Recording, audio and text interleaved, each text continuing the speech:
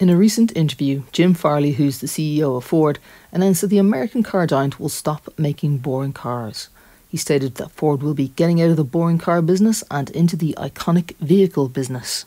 To this end, Ford's new Explorer revitalises the brand's design and carries over the previous combustion engine Explorer's car's rugged criteria. The next generation of Focus and Fiesta will also resemble the Explorer, with the Explorer leading the way for Ford's new family face. The Explorer shares componentry with the ID4. It definitely has its own standout character, different to that of the Volkswagen on which it's based. The Explorer is capable of carrying 5 people, made easier by the flat floor, with plenty of head and shoulder room for 4 adults, but the caveat is that the rear passengers sit with their knees at an odd angle, which makes longer journeys less comfortable.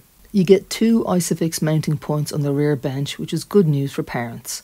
The rear window limits visibility, even with the pillars having a little extra light coming through, but you'll be glad of the rear parking sensors. The Explorer premium trim includes a 10-speaker B&O sound system with a soundbar across the top of the dashboard. There's plenty of cubbies around the cabin, including the space under the armrest, which can keep even larger items safe from prying eyes. There's more cubbies in all of the door bins, and there's plenty of little storage spaces for passengers in the back too. Pretty much most of the functions run through the touchscreen, including the climate controls, but these are at least static on the bottom of the screen and stay there even when changing menus and settings.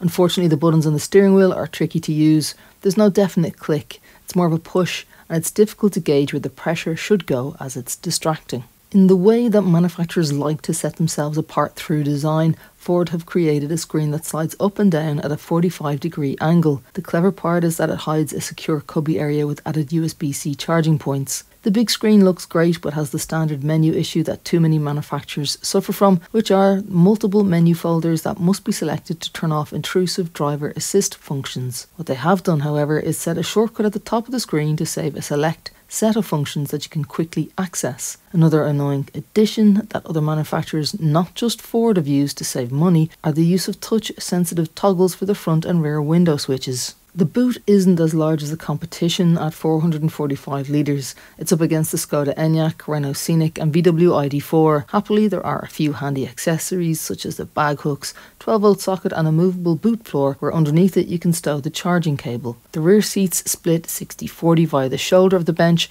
and they fold nearly entirely flat. The textures throughout the cabin are a higher quality than we've seen before on previous Ford interiors. There are still tough plastics present lower down on the door cards and the kicked about areas, but for the most part there's a lovely soft touch feel to the cabin.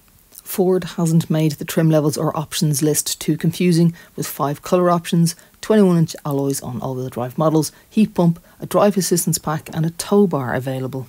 The Explorer is bigger than it looks, even with the squared off design. It's still smaller than the Mustang Mach-E, a car which visually looks completely different, without a family face to tie the two together. The exterior design hides the car's dimensions well, and there are some clever interior touches, although the cabin quality is a little mixed.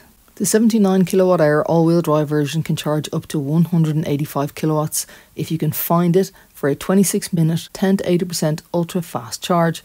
It's limited to 135 kilowatts for the rear drive version.